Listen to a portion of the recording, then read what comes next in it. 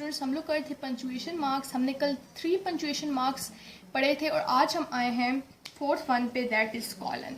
Colon का जो symbol है वो है हमारे पास ये 2 डॉट्स को इस तरह से हम लिखते हैं, इसको हम कहते हैं कॉलन। अब कॉलन के हमारे पास 3 मेन यूजेस हैं। सबसे पहला यूज़ क्या है, कॉलन यूज़ होता है between the 2 main clauses. First use है it use between 2 main clauses. 2 main clauses, और मेन क्लॉजेस को ही हम इंडिपेंडेंट क्लॉजेस कहते हैं। 2 मेन क्लॉजेस में यूज़ होता है।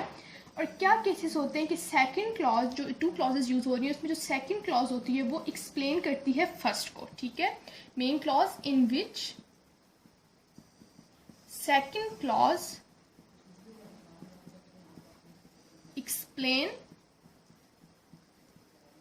The first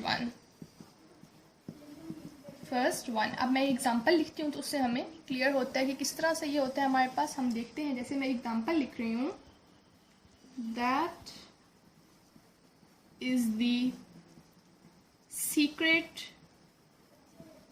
of my extra ordinary life.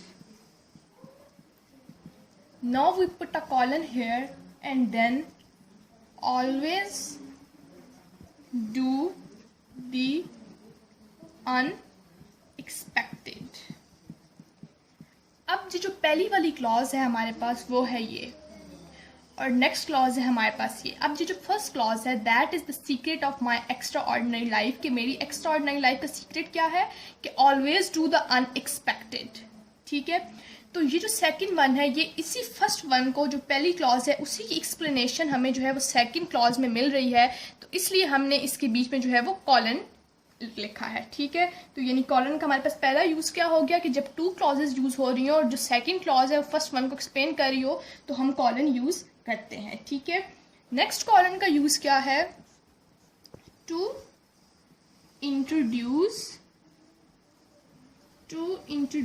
A list.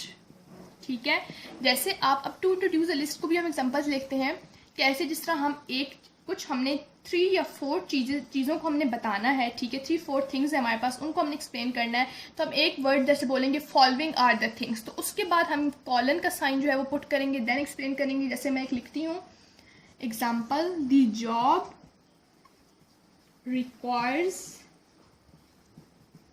The skill in following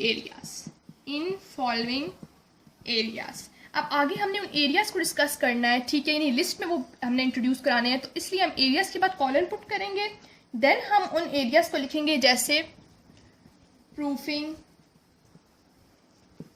editing and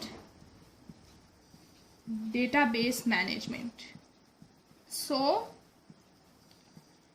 अब यहाँ पे हमने इन 3 चीज़ों को इंट्रोड्यूस करवाया है। ठीक है, ये एक लिस्ट है हमारे पास इन 3 चीज़ों की, और क्योंकि हमने इस फर्स्ट के बाद इन चीज़ों को इंट्रोड्यूस कराना था कि कौन कौन सी चीज़ें हमारे पास, कौन कौन से वो एरियाज हमने इन 3 को बताया, तो इसलिए एरिया के बाद हमने जो है वो कॉलन पुट किया। ठीक है, नेक्स्ट जो हमारे पास इसका थर्ड यूज है कॉलन का, वो है बिफोर आ कोटेशन।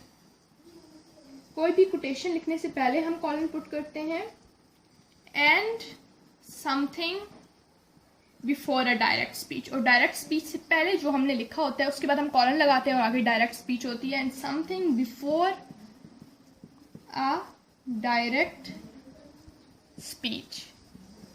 तो अब हम इसकी एग्जांपल देखते हैं। अच्छा, ही शाउटेड,